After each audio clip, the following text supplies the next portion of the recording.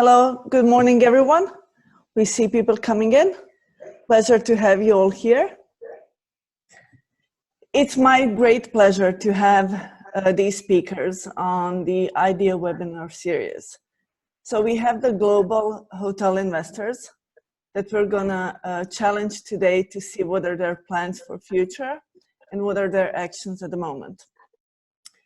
I will guide you just shortly through the housekeeping details. So just a second, let me show you the screen. Okay, here are the panelists for today. And I would like to all of you to know that we cannot hear what you're saying, so you can hear us, we cannot hear you. But we definitely would like you to ask the questions if you have in the Q&A section. Also, if you wish to, and that would be great, if you would tell us in the chat room where you're listening us from. It doesn't seem that the presentation is moving on, so let me stop sharing. Oh, hi, Jochen. Hi. Hello. Pleasure to have you here with us. Okay, who else is there?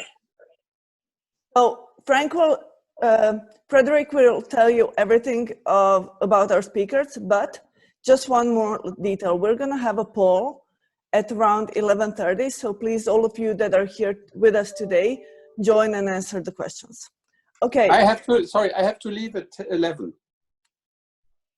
Now, you mean now it's 10, your time, right? Exactly, in an hour's time. That's okay, that's okay. We're gonna end up until... I have another conference call at 11, sorry.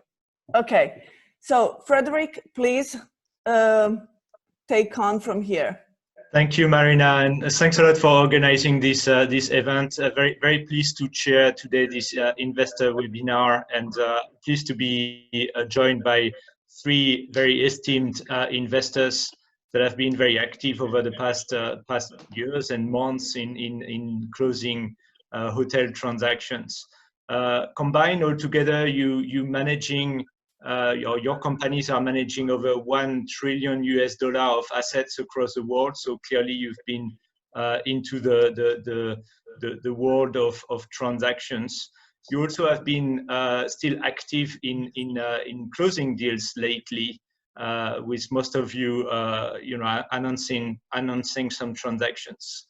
So let me please welcome Frank Hildwein, first of all, from the Deka Immobilien. So Frank is heading hotel acquisition and sales at Deka.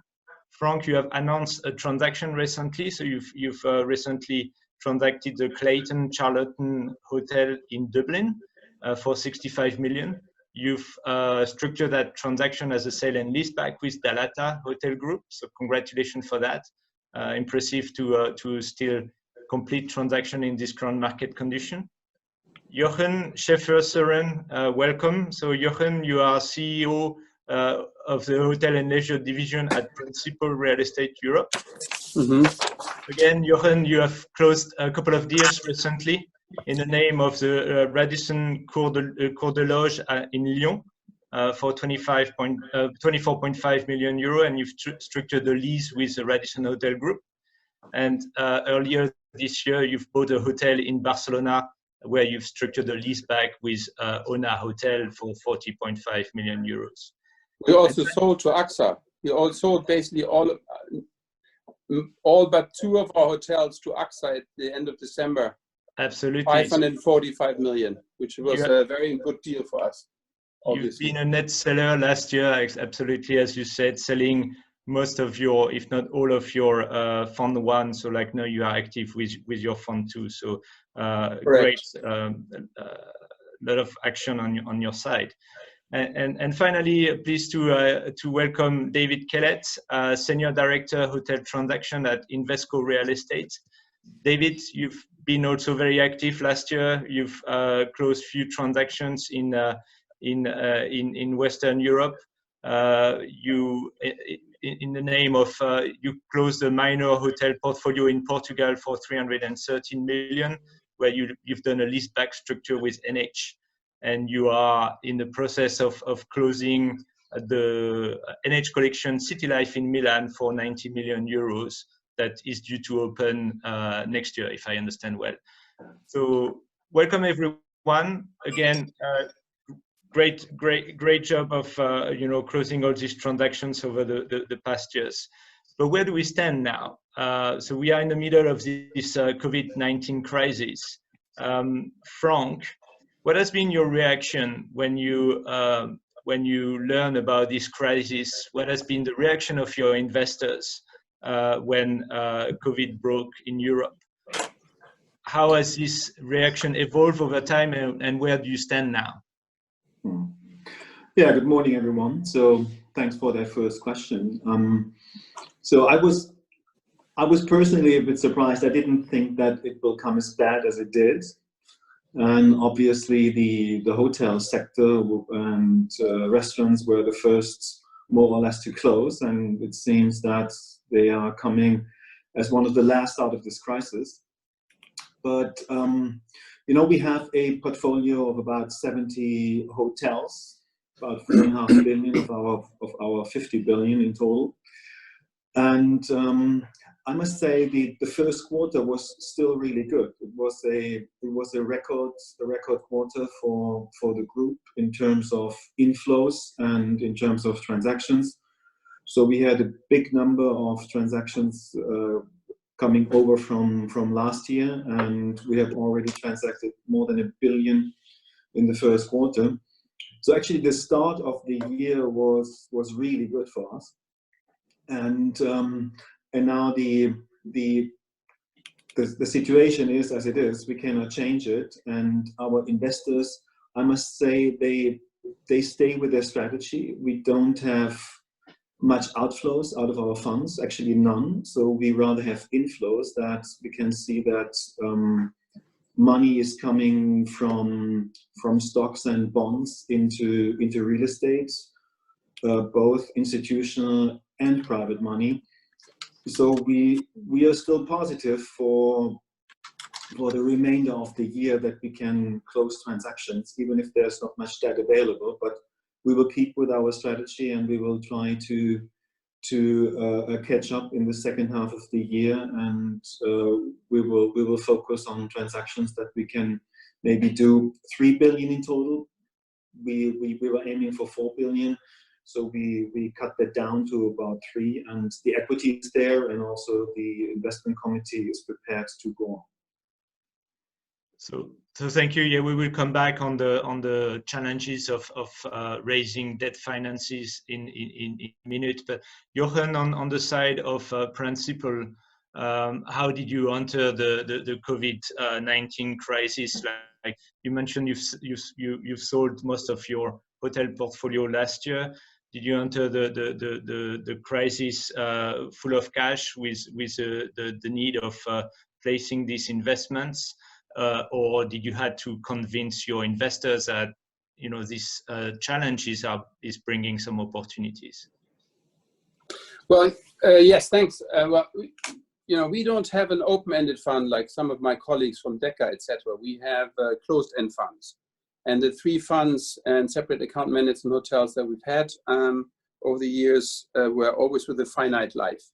And therefore, as a result, the first fund they had launched in 2011 with roughly at the peak at 750 million of hotels.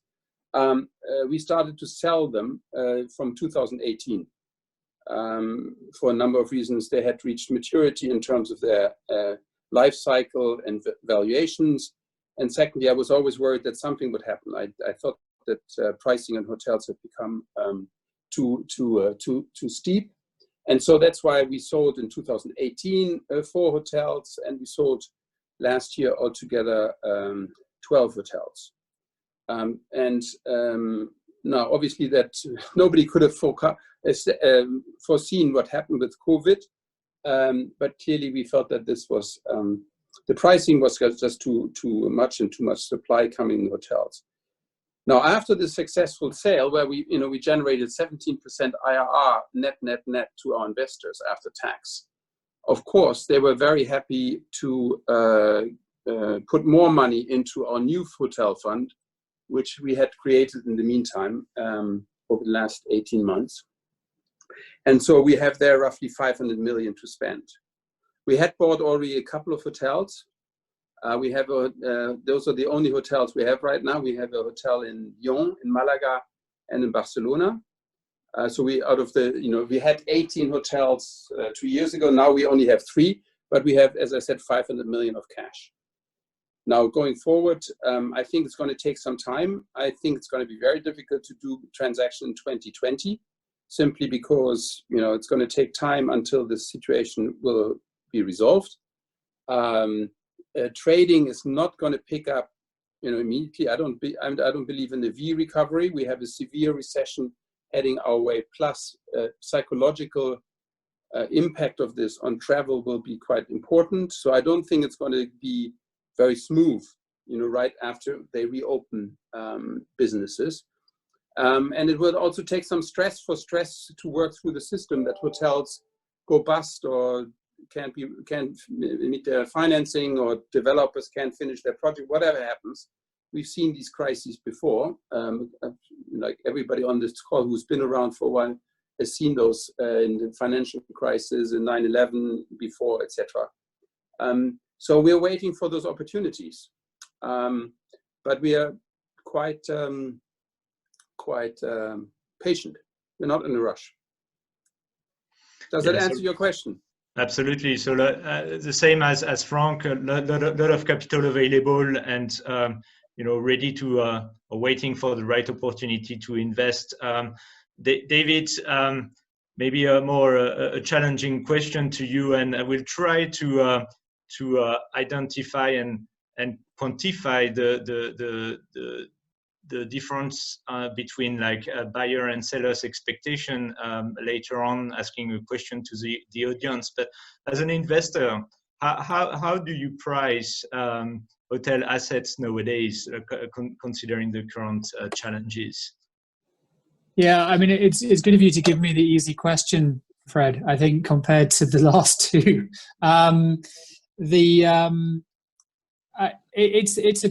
It's a big unknown at the moment. I think it is certainly tricky on pricing. I think where it's easier is where you have, I thought Frank's deal with Delata was really interesting, right? So the somewhere, where you've got a strong covenant who is performing in the market, and Delata's reputation at the moment is very good. So I can see exactly why Deka has done that deal with them. It looked like it was a bit of a move from where it might have been pre-COVID. It's hard for me to judge what that might be, but that seems perhaps sort of sensible, because you've got a strong covenant in place and you're sort of buying into that long-term income, and you know the market well. So I think for deals to get done, for a deal to get done, sellers have not moved massively on their expectations, and there's not necessarily the distress yet in the market. I think on the buy side, people are sort of maybe 30% off, right, in some cases. I mean, big numbers I think that people might expect in order to come into the market. But I think sort of prime, good hotels, good locations, good market, if you get all the good news things you want, so low market, micro location, best brand, best operator, all of those things lined up, I think you probably got to, it's about having the sustainable rent structure, or whatever, if your management contract, again, a sensibly aligned structure. And that may be different from where it was 3-4 months ago, and yields maybe move a little bit, and that maybe brings prices down. But at the minute, very hard to call, and it's really sort of, to me, it's probably the prime is where the sort of value will hold the best, and in the tertiary markets, I think there's a ton of unknowns, because you don't even know really whether some of these hotels will reopen, because we've gone right back to the start of the cycle.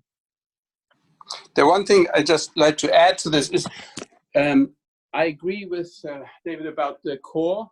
Now, the issue that I see really is, we've noticed already in our discussions with banks that they are more hesitant to lend, other than to projects they already known. And obviously they always do that in these situations. I would expect that margins will expand, one could argue that the ECB is going to lower interest rates even further, so that gets cancelled out. But I think the risk perception of people, of investors, will increase. So I would have hoped that cap rates go up. Not a lot. We won't have like cap rate expansion like in 2009-10, where you get 400 basis points on some deals.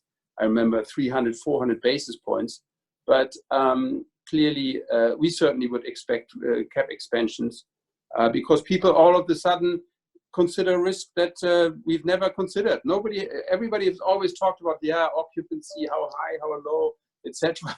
But nobody ever said, oh, well, they can also close. So that's a new risk component. Yeah, I think that's right, Jochen. It's this risk piece, right? It's the and investors sort of, whether rightly or wrongly, this could be a one-off. It could materialize every 5 years. It could, we don't know, but it's a risk that we hadn't really factored in. And hotels make no money, so you have to adjust somehow on the risk side. So I think that's the thing that does come through, and it just becomes about how you structure against the risk in the right way, and how that impacts on pricing. But the other thing is that probably leases will get much more difficult to get, because when you look at it from operators' perspective, there will quite a few operators are in really, really dire straits, the fixed rent, predominantly fixed rent, if not totally fixed rent lease, you will really struggle to get.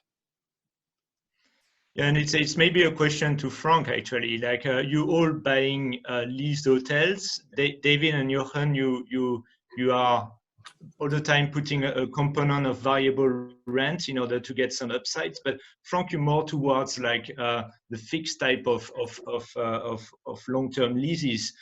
So in principle, you should be more protected, or your investment should be more protected over the long term. But is there still, or will there be still operators that will sign long-term lease agreements?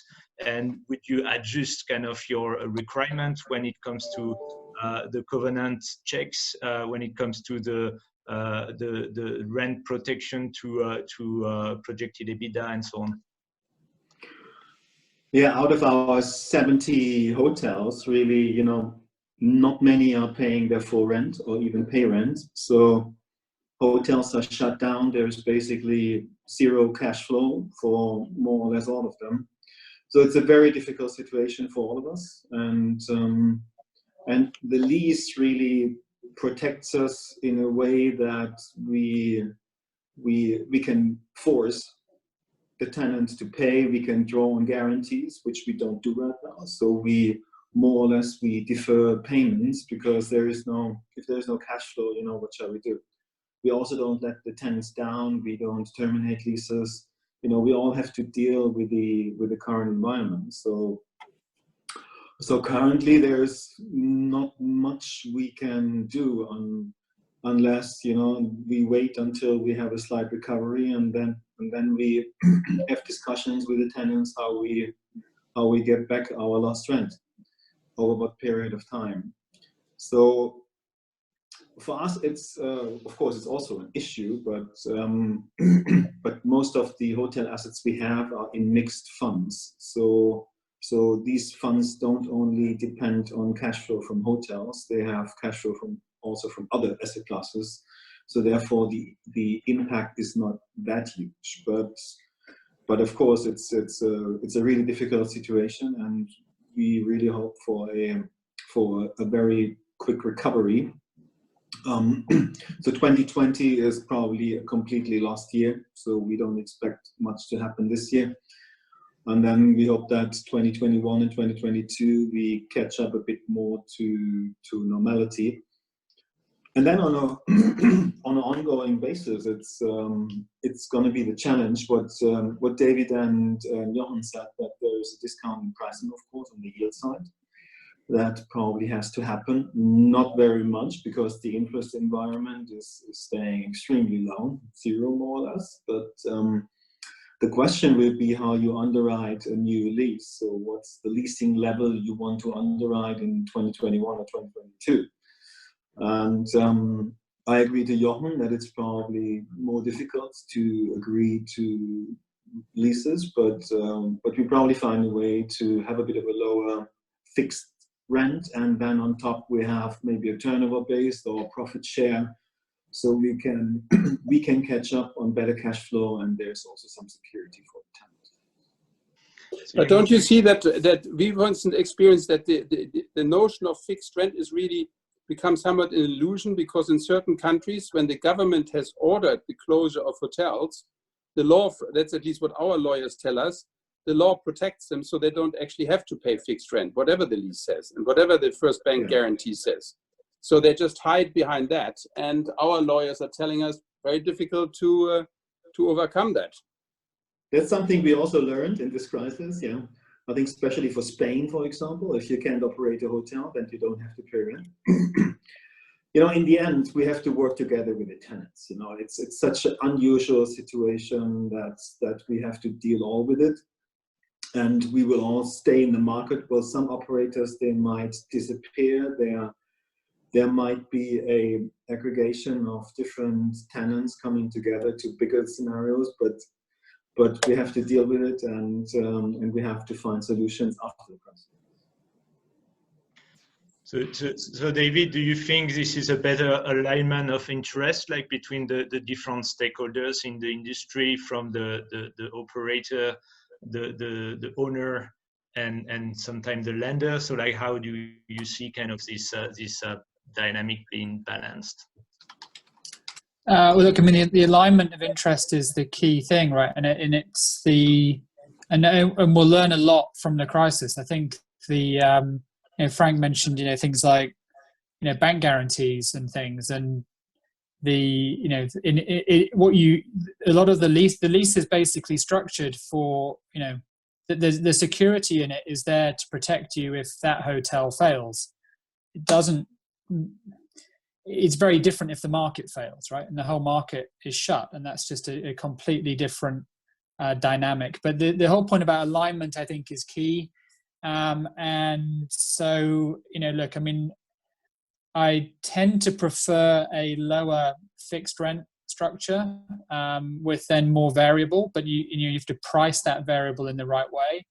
And I think we'll see more of that on the other side of the crisis, and I think we'll have to then build in some buffer for how we deal with this event if it comes up again. So I don't know whether that's a cash pot or something like that gets built into leases, but I'm sure there'll be an evolution of it. But I actually think the lease model will continue the other side of this crisis, because certainly for our investors, and I suspect it's the same for Frank, that they still have that requirement. I mean, they'll want that sort of surety of income on the downside, and they'll want to make sure that's fully protected.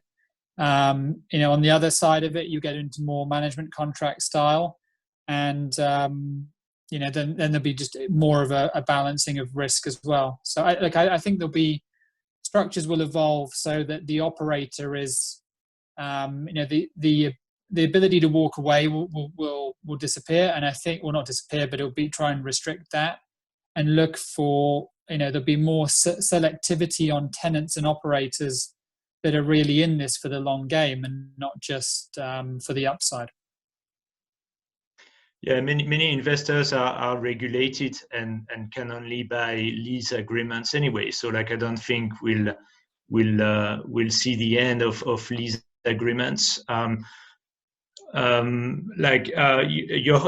you've done quite a bit of leaseback structure in your past years with owners of hotels. So like, perhaps operators that are very good in their local business, but perhaps having less of a large global platform. So like this kind of sandwich type of lease structure, is this kind of like what you see being a trend, where you can sort of mix the local very hands-on type of operation, and sometimes bring an international platform through a franchise agreement?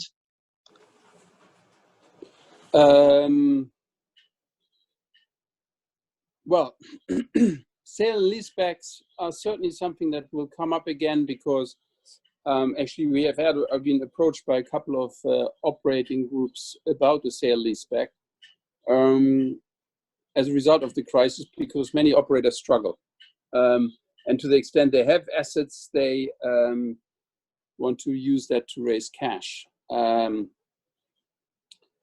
Now the issue is, how do you deal with this today? Because the issue for us is that we don't want to, well, first of all, the assets have to be of high quality, and normally the operators not necessarily sell their nice assets.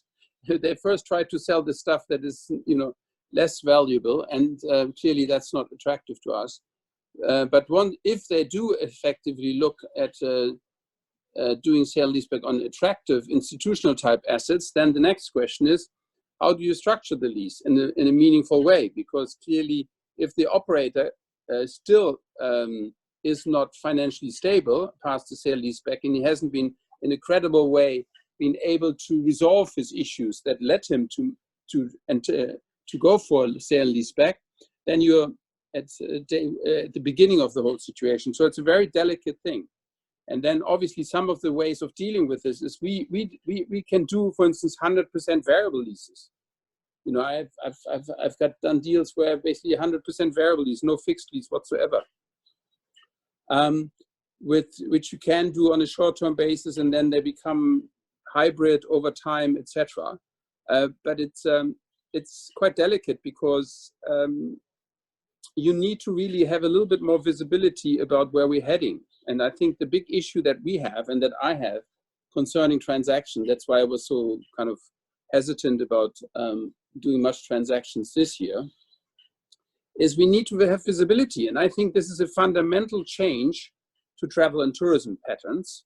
I mean, BA yesterday announced that they will fire 12,000 people, and I think that's like 25% or more than 25% of their staff, because they see significant changes to travel patterns for a number of years. I mean, for instance, I'm not a believer in a V-shaped recovery. The economic stress and the psychological, so to speak, impact on people's willingness to travel far and get stuck with 250 other people in the Ryanair flight. It will take time for this to return. And also some of it is legally given. You've probably seen that Spain has just announced yesterday they will reopen hotels, I think 11th of May was it, but they can only have 30% occupancy. So there are so many, there are economic, psychologically, and also regulatory constraints on the restarting of the tourism business.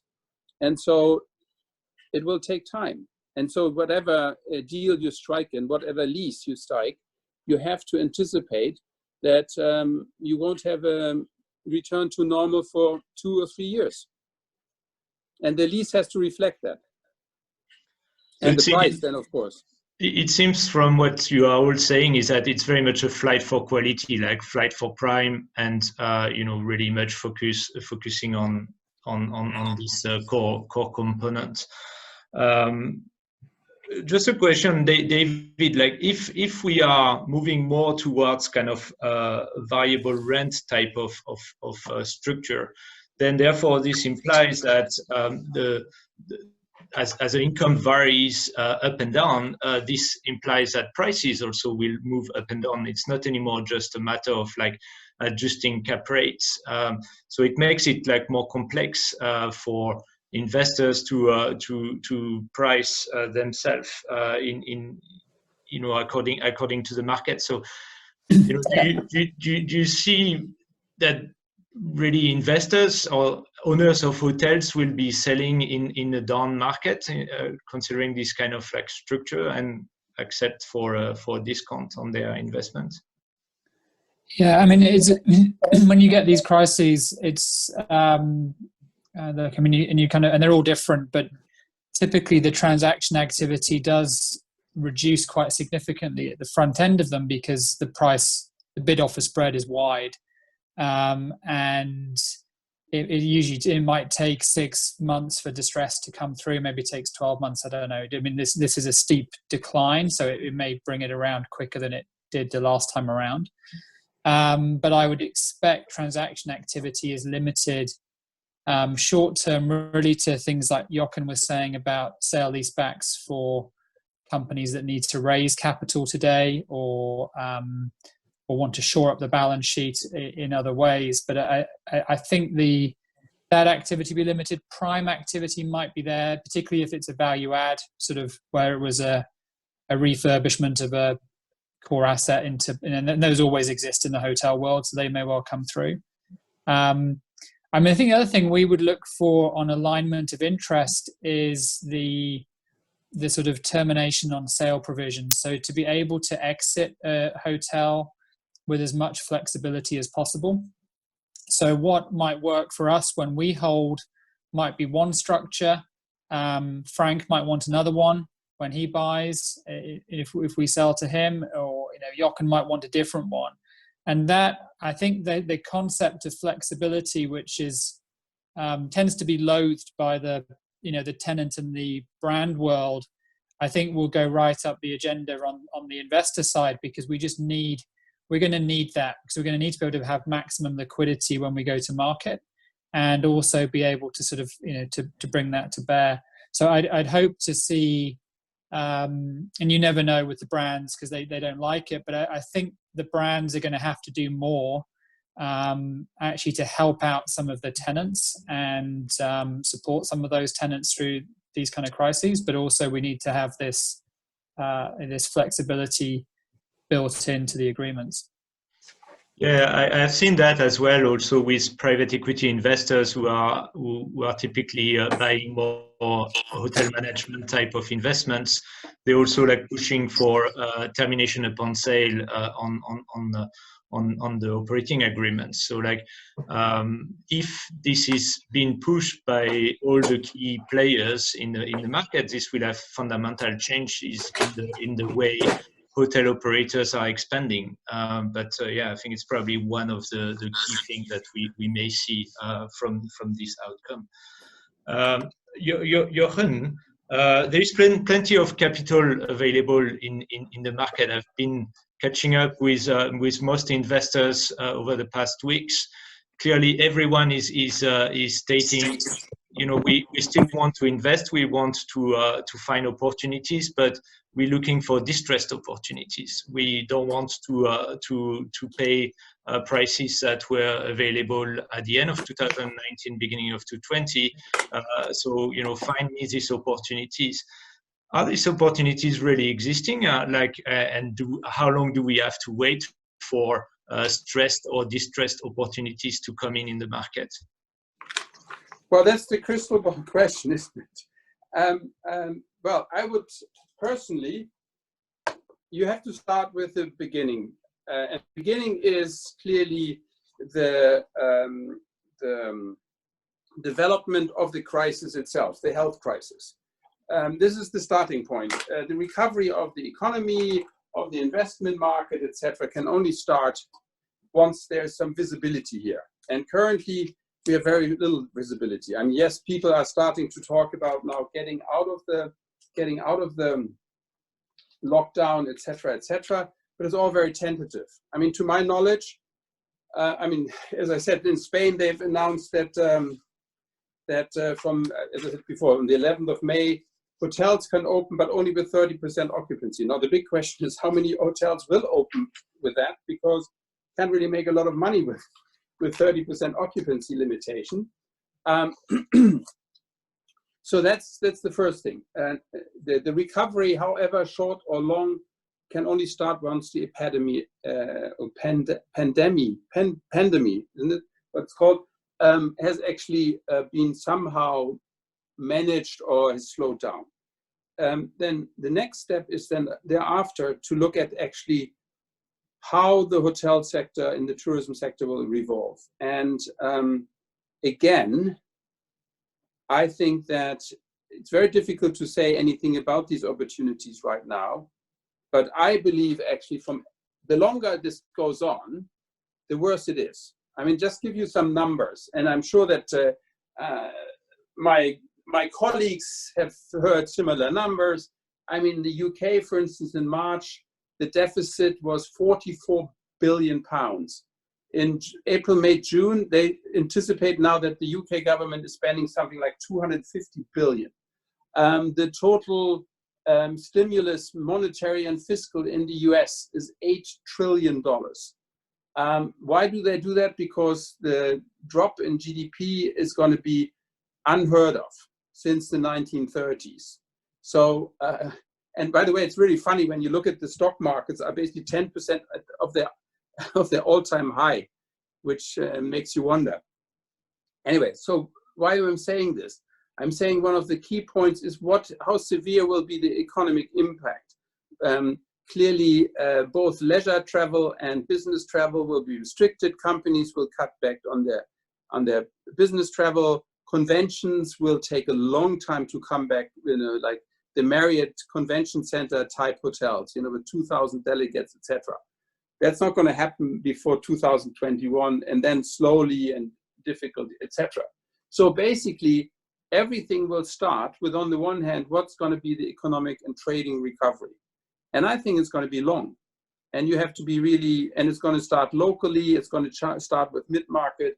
It's not going to be the expensive Four Seasons hotel with $400 average rate with 300 rooms doing a big whatever. But that's just me telling, that's my conviction. But the point I'm making is, the more severe this is going to be as a macroeconomic event, as well as for affecting tourism, the more it will obviously affect both trading and pricing of assets and opportunities.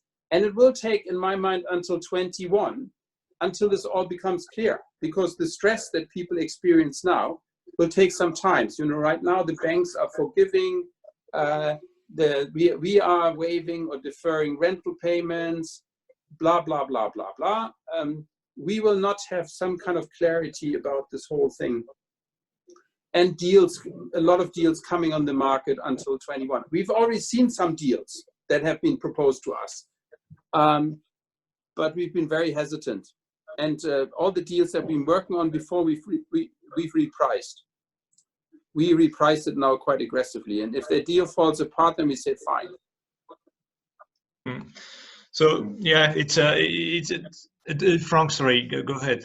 You want to say something? Maybe what I wanted to add here is, I think really that first of all, the first opportunities or the first impact we see is really on the operators. So the operators, they get in distress. You might see some sale and leasebacks, but only in the second stage I see really the institutional investors like us. They need to sell assets. So first of all, you have a operational distress. And there you might see some sale and lease back coming to the market, and you might see some transactions there. But I also see that there's not going to be happening much on the investment markets, because why should we sell something now with a big discount? There's no reason for that, unless we really have to. And the banks for now, they are really supportive, and they are behaving very thoughtful. So I don't think that you will see a lot of forced distress sales at this time. It depends, like Jochen said, how long this crisis will take and how the recovery will look like. But I see a very slow transaction market for this year. Yeah, I suppose if you are not, it depends where you are in the cycle, right? I suppose there are plenty of investors also who have missed the last cycle and maybe thinking, should we sell now or put our property on the market now? Try to get a discount, considering the fact that there is still plenty of interested capital to buy, but with a lot of uncertainty around the pricing. Or are we in it to hold it much longer? And this can take, as Jochen was mentioning, or like if I try to translate what he was mentioning, it could take years, right, for prices to come back. But let's get the audience to also participate. And Marina, if you could put forward a few questions that we have to the audience, which are effectively more tailored towards owners of and investors of hotels. Okay, I will put the first poll now. Just please read the question, and if you are the owner, answer. How many participants do we have? Here it is. We have 122 participants, and okay, now I'm seeing the responses.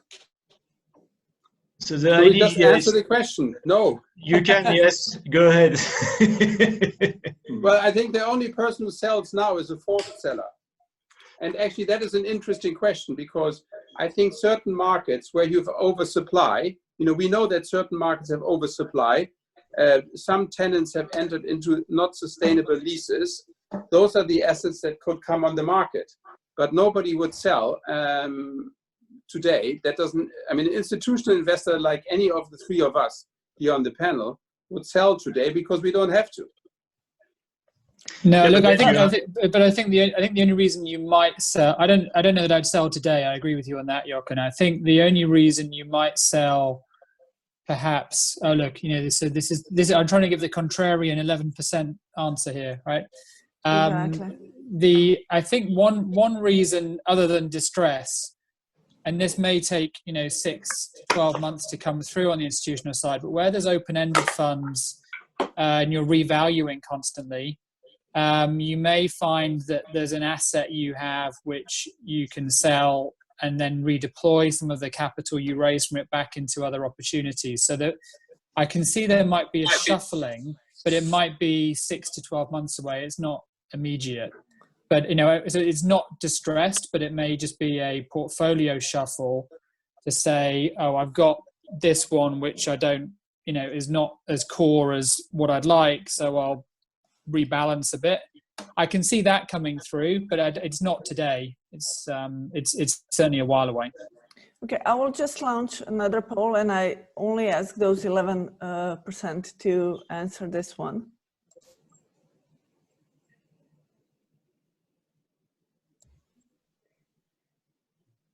So yeah, I think as you were saying, David, it's like almost reallocating capital. So like, you know, you sell now, and you buy other type of assets or opportunities at a better price. So like recycle capital. Yeah. But again, it depends on the strategy of everyone.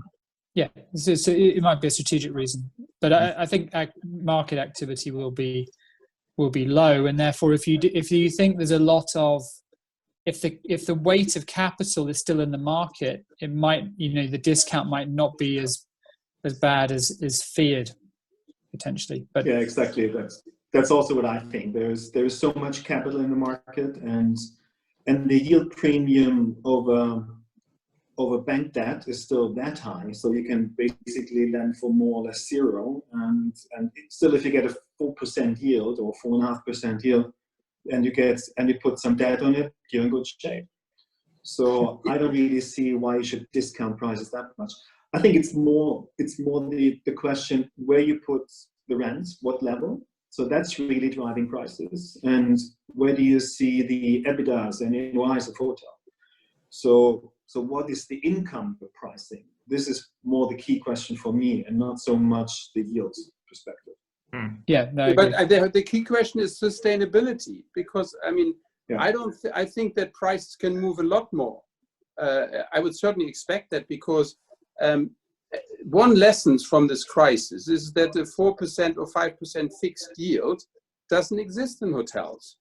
And either it doesn't exist because the fixed rent cannot be paid by the operator because the operator is not solvent enough, or it cannot be paid because the medium-term and long-term development on the hotel market, the local market, doesn't allow any operator to pay that kind of money. I mean, we all know that certain markets, take in Germany, Frankfurt or Düsseldorf, just to take a couple of examples, have huge oversupply and still getting more oversupply. So you might not even be able to get a sustainable lease. And if you buy something for 4%, the tenant sooner or later either goes bust or comes and sees you in order to renegotiate the lease. And if that's true, then values have to drop. Perhaps you get a new. But I think that's what value. I think that's what Frank was saying though when he said sustainable rent, and it's going to be the key thing, right? Is getting that sustainable rent in the right place, and then the cap rate. I have a feeling that rents move far more than cap rates would be my sentiment, but it's to be tested. No, that makes sense. I mean, that basically we're saying the same thing. Basically, we are repricing a new rent, and if the rent is sustainable 4%, whatever it is essentially lower, then effectively you will have a significant value drop. But you still get the same 4% rent, just a lower one. Yeah, we have a question from the audience that we're going to get to in a minute that address this point on like reducing the rental level. But Marina, just to finish on the survey, so like we can find out from the audience that the sellers are looking for a discount of 10 to 15%. Where are the buyers now? Are they looking at a higher discount?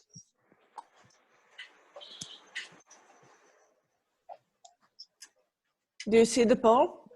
Yes. Okay, now I see the results. So if you are a buyer, what kind of discounts would you consider?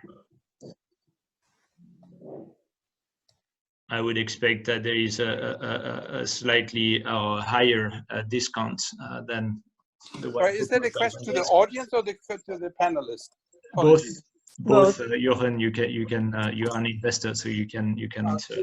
Can you reopen the screen? I accidentally closed it. Anyway, I would look for 20%.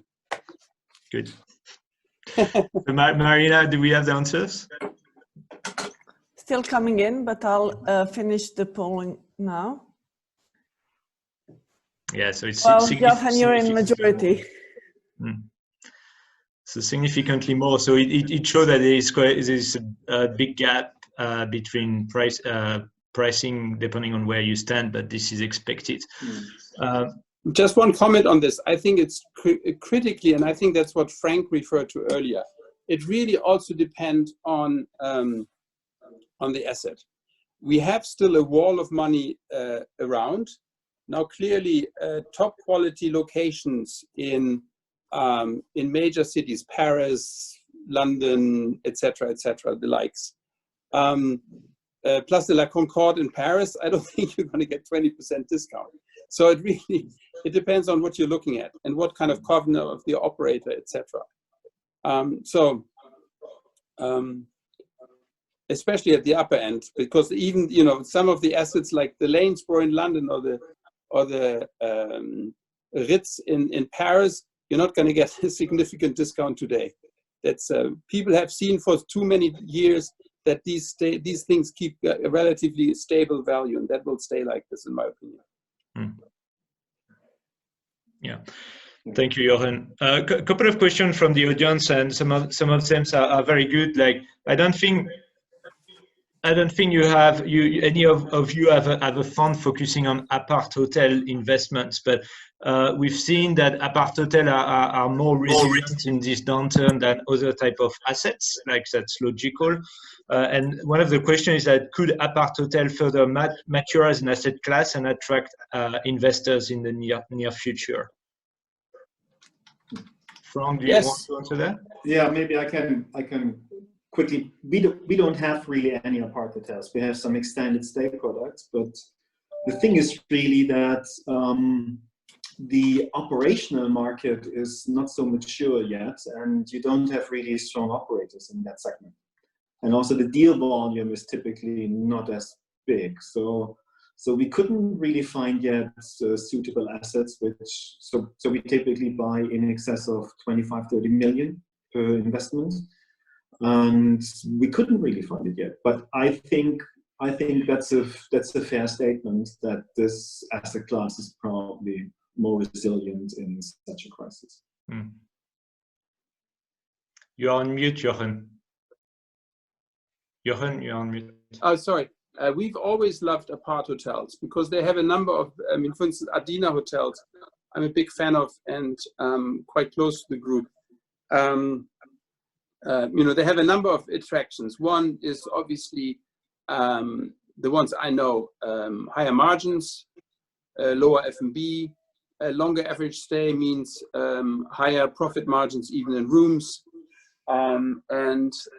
This crisis also shows that effectively a lot of people who have to stay somewhere for a longer period of time, they stay and don't do what happens with hotels. So everything that goes, you see, when you look at the spectrum, you have hotels which rent on a daily basis to apartments, normal apartment residential, which are basically long-term lodging concepts. Everything between, the more you go to the apartment, to the residential, in a crisis like this is more attractive. And apart hotels is somewhere between, obviously, a normal residential apartment or property and a hotel. And so, I've, for a long time, especially if they're good assets in good locations. So, but to be honest, we don't, I've invested in them before, but currently we have no investments in them. Yeah, I mean, we own an IDEEA today. I like the segment, I like the operating model that Jochen described.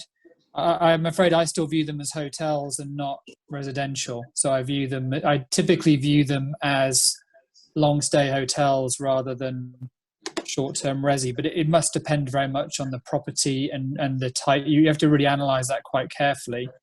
So there's some good characteristics to them, definitely, and but equally it's not residential, I think, is the whatever they're trying to sell them as.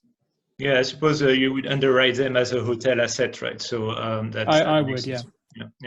Yeah, it's somewhere in the middle. Depends on the specific assets. I agree. So good prospect for apart hotel then. I think we don't see that many transactions because most of these assets are owner occupied as well. So that's probably one opportunity going forward here.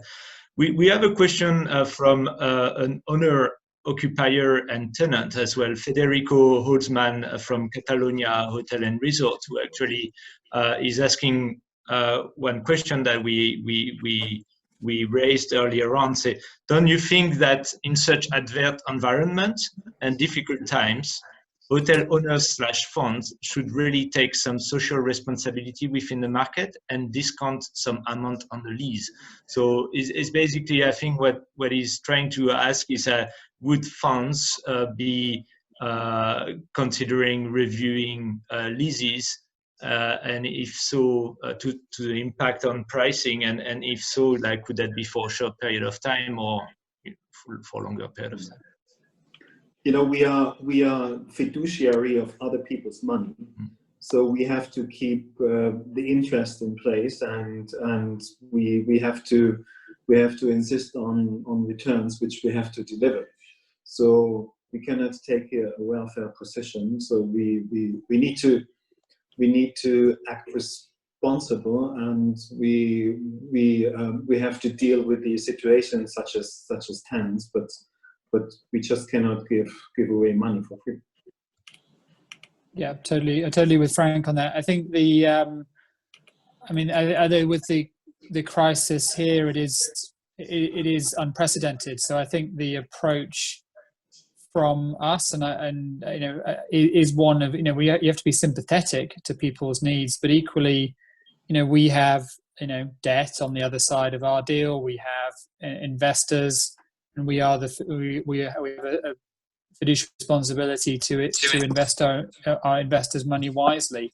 Now, that might mean that a good thing to do is to obviously defer, or it might be a good thing to restructure a deal slightly in the short term. That might be the right thing to do, but we have constraints to work with as well. But it's an interesting question, and I think I thought it was interesting to see Dieter from Motel One being pretty public about basically saying everybody should be a pause all round, effectively, right? He doesn't pay rent, we don't pay our nobody pays anybody basically for a period of time. But the fiduciary responsibility is key from our side. Guess why Motel One said that? Yeah. I would like to come back on the lending side, so on the bank side. So are banks still there, and are they willing to finance hotel transactions or refinance existing assets that you have in your portfolio? Frank, do you want to touch on that? And if banks are still there, like what kind of like discounts have they? Are they proposing on their terms? Like, I mean, like adjustments have they proposed on their terms? You know, we've seen that governments are reducing the lending rates, but I'm not sure if this is transposed into the owner. Yeah, difficult question. It's so Deka, we don't only have the equity side, but we also lend money to the market for commercial real estate, and we have basically stopped lending on hotels at this time. So it's very difficult. How do you price a deal right now? How do you lend money for a hotel which doesn't generate any cash flow? So I think to get debt right now is very difficult. This is also slowing down the transaction market. I think on a lesser degree for refinancing and prolonging of existing debt for funds, I think this is still possible. So this is also what we do. But new transactions, difficult, and I think once you see light of the end of the tunnel, then money probably comes back, but at different rates. So the Euribor, of course, will stay at where it is, 0 or sub-zero, but margins will probably go up significantly. Do you have a view on where this increase will be? Is that 100 bips? Is that 50 bips? Is that more than 100? Yeah, it depends, of course, what kind of financing you're asking for. If it's a non-recourse finance, that's different to what we typically do. We give out fund guarantees. So, but I think generally you can think about 100 or 150 basis points margin expansion, at least. David, do you have a different opinion or similar view? I mean, we were in exclusivity on a value add deal recently, and the debt sort of vanished. So it's hard to raise debt at the minute. Makes it good to be a equity buyer if you can. We haven't tested the market on the core side sort of post COVID, so I'm not quite sure where the pricing would go. But I guess on the lower leverage stuff that we would normally do with our core money, then I still expect it to be available. But it'd be a bit of a guess with and where spreads are, because we're untested yet. Yeah. Okay. Thank you, Marina. I've addressed like a couple of questions from the audience. Have I missed any good question that should be raised? Well, I see one question here. It says, will you take on development projects now? So would any one of you be interested in development of projects, or just the distressed assets, as you all have cash and available sources to put into it? I can answer that. And by the way, I need to go at 11 o'clock in 3 minutes because I got another conference call. But we would be, I mean, in today's market, for most assets, it doesn't make sense to get into development, in my view, because there will be distress for existing assets, and it's going to be cheaper and more attractive to buy existing assets in general.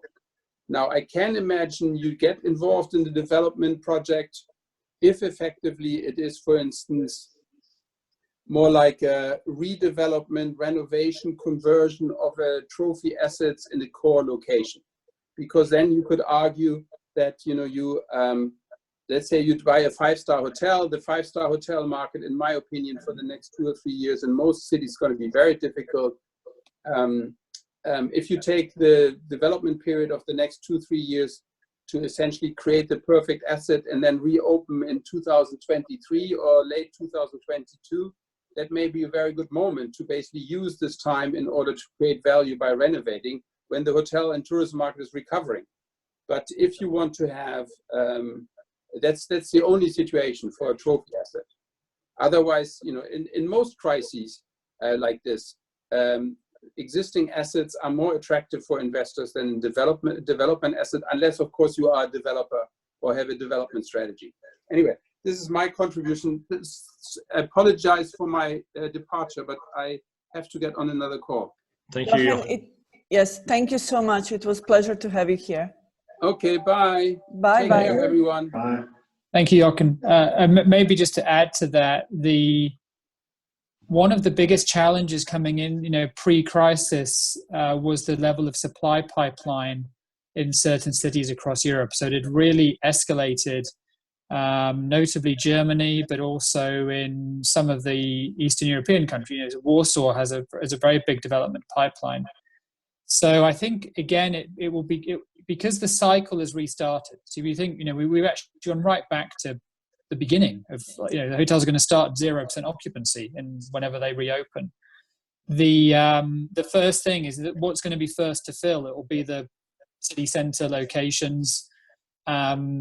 The developments will take longer and longer to come through, I'd have thought. So, some will make sense, financing some will make sense, but I think the selectivity will be very, very high, because it was a concern before at the end of the cycle. It'll be a very big concern at the start of the cycle. Thank you, David. Marina, I understand we need to close the webinar. Yeah, I would like to actually touch upon one more question that is maybe a little bit different than direct investments in real estate. Is anyone of you keen to invest into stock-listed hotel companies, some of which are now a lot cheaper than before the crisis? I mean, the stock market dropped significantly. Do you think that this is something of interest, or do you think that the prices will go down more? I think it's very interesting, but I can't invest in. We have look after real estate funds that buy real estate. We buy single assets, usually sometimes a portfolio. We're not. But I would imagine that for the private equity world, that's an interesting idea, but that's not really. Sadly, Frederic, not me. Frederic, do you maybe know? I suppose by a stock listed company, you mean the brands, right? Which do not have, for most of them, real estate in their balance sheet. So I think it's. I guess you've also got Pandox, haven't you? Pandox has seen a big share price decline, and so is Covivio. So, but there's not a big listed There's not a big listed hotel real estate sector here compared to, say, the US. Yeah. So if you would go for a listed real estate company, then you look back at the fundamentals, which are effectively the strengths of the lease and the type of investment that the properties and the type of investment that's in the company. Potentially.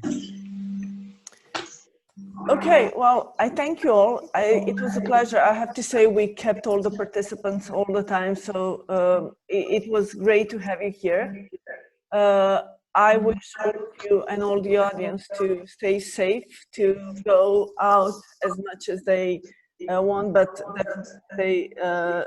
stay safe and healthy. And I just want to remind everyone that we have a Hospitality Tomorrow virtual event on May 12th. So if you want to join, please do.